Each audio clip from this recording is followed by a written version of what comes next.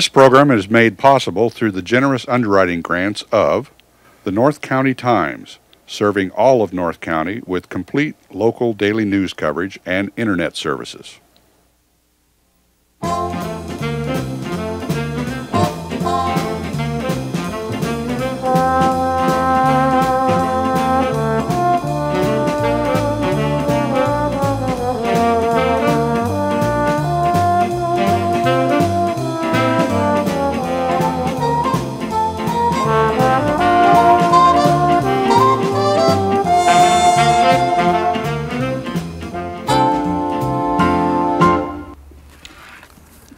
Welcome again to another edition of Living Legacies. My guest today is Jim Downs, and over the years, many of you have complimented me on my expertise of World War II, but I couldn't have done much of that writing without Jim Downs coming to my aid to point me in the right direction, because Jim has been one of the great repositories of historical information on World War II.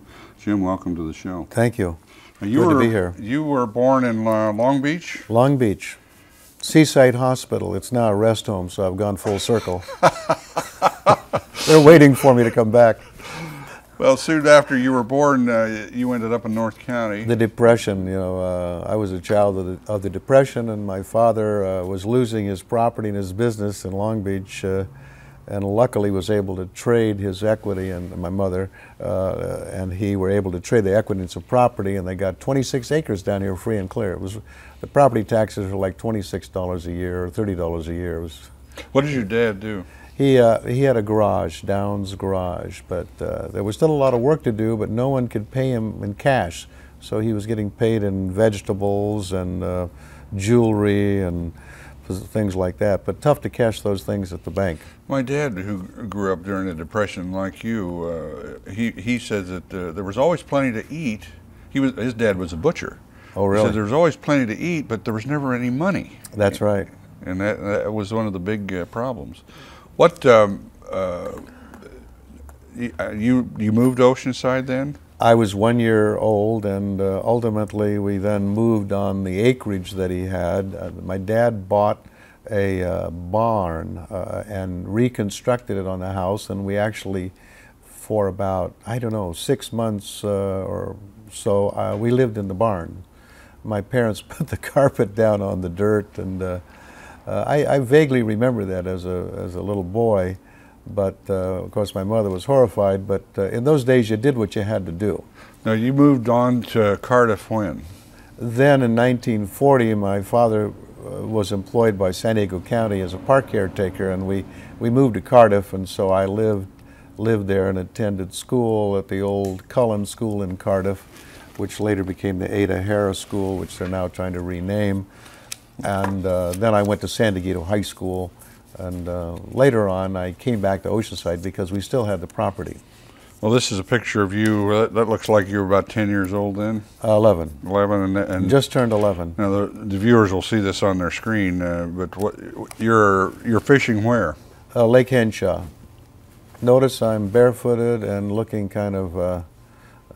I don't know, what's the male version of Raggedy Ann? But, ragtag? Ragtag. I was pretty ragtag. But that was a school uniform pretty much in those days. I went to school barefooted probably half the time in the first, second, third grades in Oceanside, and many of the boys did that. Not all the boys, but many of the boys. The girls had shoes for the most part, but and I loved that. Mm-hmm.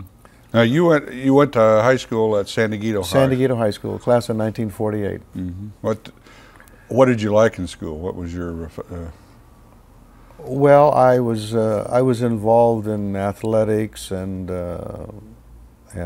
journalism. I was editor of the school newspaper.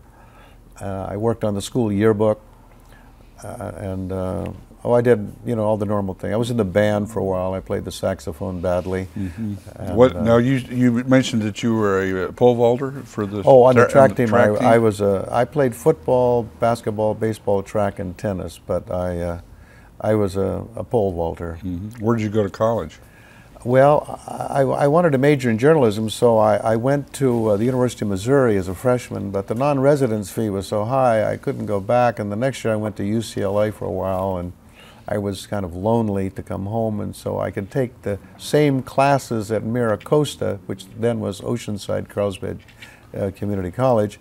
So I came back and did one semester at OCJC, as they called it, and got my AA. And I was going to go back to Missouri, but money was a problem, so I went to San Jose State, from where I graduated. But I changed my major from journalism to English and then to history. I had some terrific history professors at San Jose State, and had an influence on me, and I thought, well, maybe someday I can still go to work for a newspaper if I don't have to take all those skill classes in journalism and how to lay out pages and all that sort of stuff. Well, you were going to college during the Korean War, and I guess the draft finally caught up with you? The draft caught up with me finally, and in 1953, just after Panmunjom, I was drafted. I missed any chance of getting into combat, for which I was grateful, but I qualified for the GI Bill. It was kind of funny.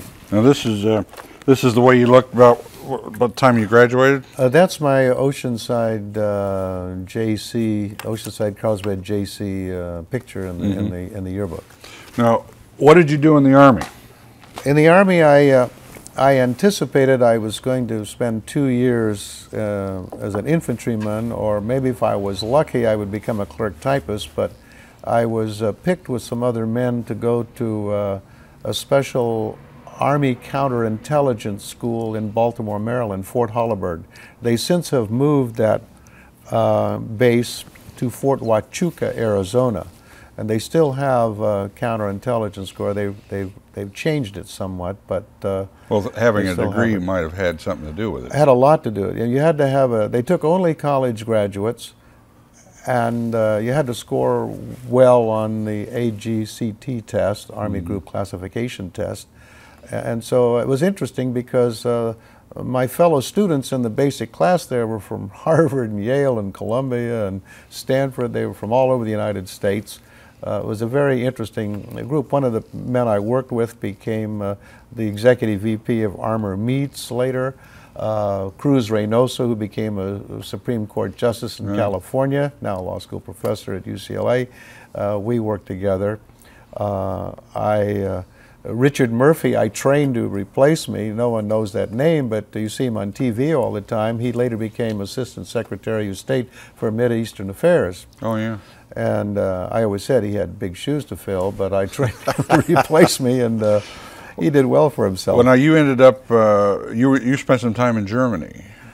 After I got out of the Army in 1955, they were hiring people to work for the Counterintelligence Corps in civilian jobs, Department of the Army civilians in Austria and Germany.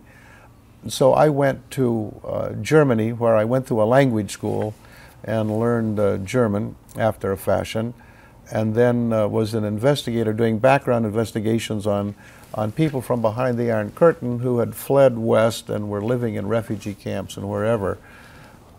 And these people, they were very sloppy investigations. Heavens knows what kind of people came through. I could tell you some wild stories about that, but we did screen them somewhat. And I enjoyed that because I met all kinds of fascinating people, people who had served in the German army, and the people who were, as I say, ex-Nazis. Some were still Nazis. One wife, her husband had been in the SD, the Sicherheitsdienst, the security service, which is worse than the Gestapo, and he was still in prison 10 years later. And she hated Americans and hated everybody. But she was an interesting person to know, and she was the director of one of these refugee camps. So I loved to talk to her, and I met interesting people. I didn't want to come home because I was just soaking all that up. And I nearly didn't come home. I had a chance when that program ended to go to work at the Army Intelligence Center at Oberursel, north of Frankfurt, where all the refugees, all the border crossers were screened when they came from the east. And I was offered a job to stay there, but I chose instead to come home, and my parents were going to go into business with me. We were going to do some real estate development because we had this land on Oceanside and some other properties, and so I did that. And then I thought, well, at the time I'll teach for a while. I didn't plan to teach long, but wound up teaching 34 years. I was going to say, at what, Vista High? At Vista High. Never taught anyplace else. Do or die for Vista High. Well, so now, what part, when did you and Patsy get together? Well, we met at San Jose State, and were married while I was in the Army at Fort Holabird. And so she went to Germany with you? We went to Germany together. I mean, we've had the wanderlust, and that was our first trip to Europe. We've been back 18 times, so we've been to Europe 19 times. We travel a lot. And she's of Dutch ancestry, so she had relatives in Holland. Where's Patsy from here in the States? She's from near Ukiah at Potter Valley, and then Santa Rosa. And we met at a dance in San Jose State. Lo and behold. So while you're at Vista High, you're teaching what? I taught history and government. I taught German 1 year. I taught journalism. I put the yearbook out for 10 years. I enjoyed that. It was a labor of love. For 9 years was labor of love. The 10th year was I burned out big time. Well, you also taught, or you also coached track. I was a coach for 20 years. I coached tennis for 5, and then I coached track and cross country altogether for 20 years. And I was into that big time. I take it by this picture you were rather successful? Well, I was reasonably successful. In 1972, we won the CIF championship. It was the first major sport CIF championship that Vista High had ever won, and I had really a lot of good athletes. Well, some of these fellows held the records for a while, didn't they? Well, so in that picture, Bill Harvey on the extreme right still holds the discus record, and next to him is KOCT, who's number 2 in the shot put.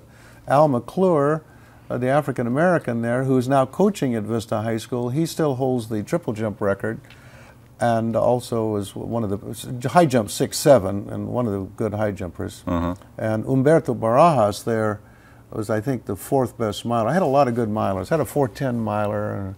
That's pretty fast for high school. Yeah, yes it is. Yeah, he was very good. So, when did you retire? I retired in '91. I didn't want to retire, really. I didn't burn out, but Patsy did. And finally she said, "Jim, I'm retiring. I'm going to travel. Are you coming with me?" Now, Patsy was I retired also. She was an elementary teacher here in Oceanside? She taught elementary school, South Oceanside, and then Mission. Then she was what they call a resource teacher. So she loved teaching, and she was terrific. She was always a much better teacher than I ever was, but she worked so hard, she finally said, "You know, I think I've had it." And, you retired about the time that I came to Oceanside. You and I have known each other almost right from the beginning. Right, And you've been on one heck of a ride putting together biographies and history of World War II vets, or at least whenever I call, I say, where's somebody from Bataan or the Midway? You can put me in touch with them. Right. Well, I got involved with El Camino High School in the Veterans Program. Bob Nelson, who's the vice principal there, is a former student of mine, and we said, you know, these kids, high school kids, know very little about wars. They don't know the difference, most of them, between the Civil War and the World War II. So I said, let's interview these World War II vets. They're not going to be here forever. I mean, they're going. 34,000 World War II vets die every month. They're old men. They're mostly 78 to 90 now, and if you read every day in the newspaper, when you read the obituaries, you'll see that little flag, you know, by the man or woman's name, and you wonder, did those men and women, did they ever write down, or did anyone ever record their experiences, because they're a big part of American history.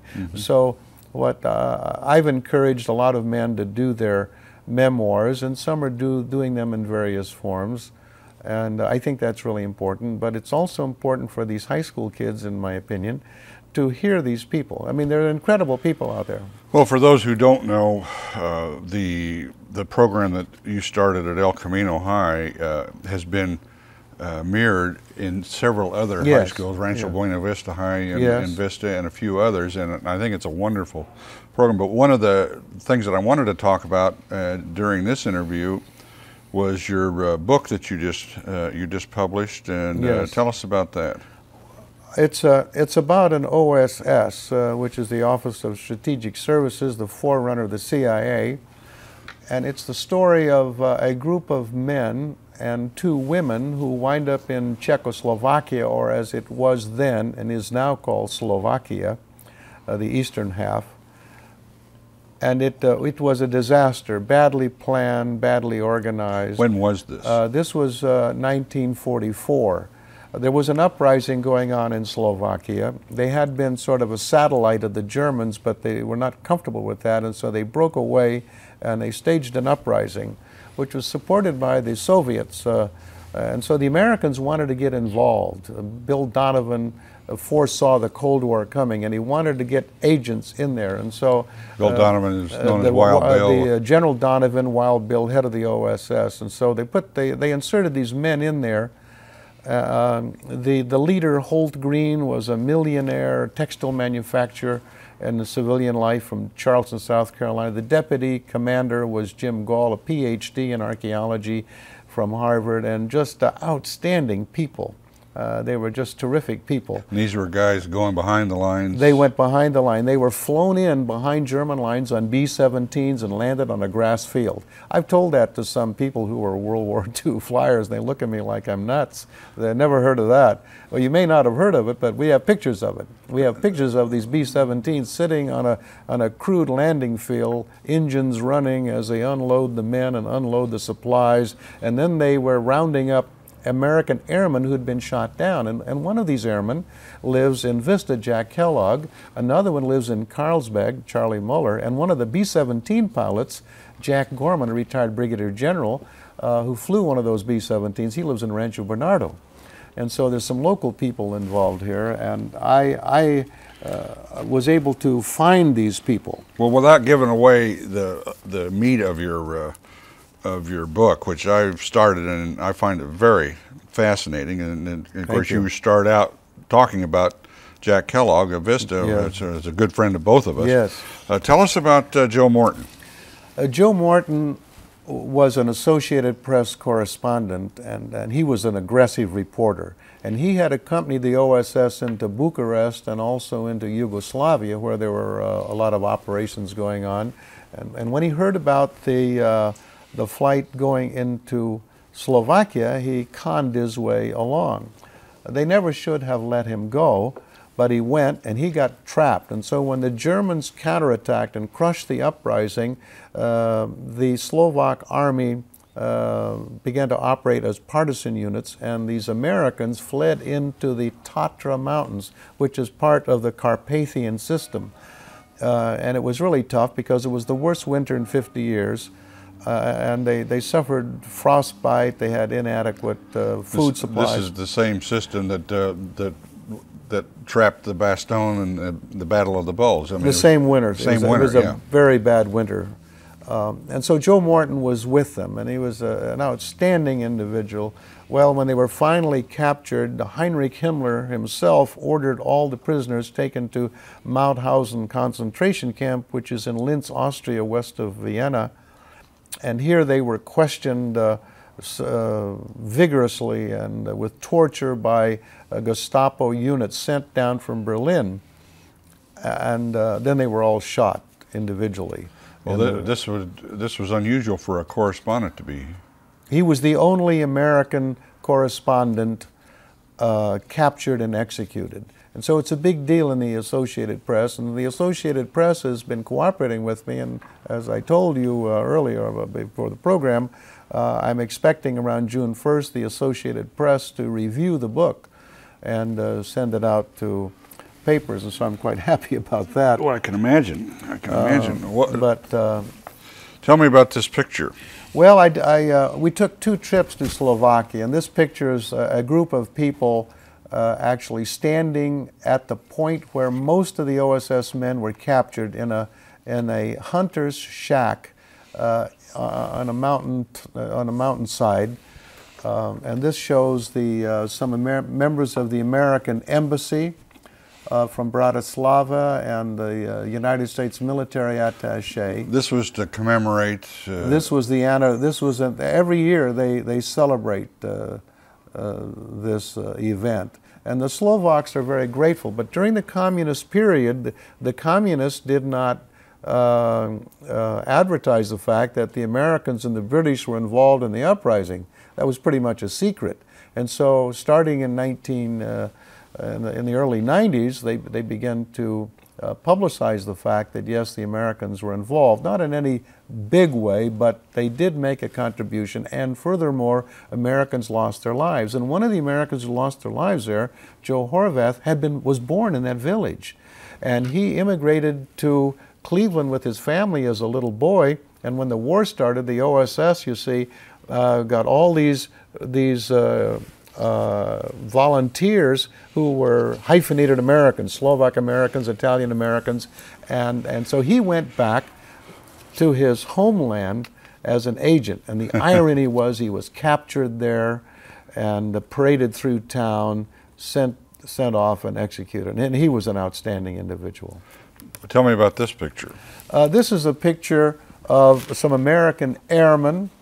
And also this one picture, the second man from the left standing is Gordon Follis, who was an escaped British soldier, actually a New Zealander, and he wound up with the partisans and the Americans. And the bald-headed fellow in the back row, third from the right, is Jack Wilson, who was a British agent who had been captured by the partisan, but he had German documents. They thought he was a German. They were about to shoot him. They didn't take prisoners and keep them in those days. It was a rough war. And so Wilson stayed with the Americans, and he also was taken to Mauthausen, where, because he actually was a Jew, his real name was Von Dorfer, he was from Vienna, and they tortured him horribly and then shot him. So all of the guys were killed? They all were killed at Mauthausen and this book, burned in the ovens. Again, the title of this book is? OSS Tragedy in Slovakia. And you're gonna have this marketed through Barnes and Noble. Well, you had to go through the process, and I just started that now. But I can sell them myself. Anyone who wants a copy. Are you listed in the book? I beg your pardon? Are you listed in the phone book?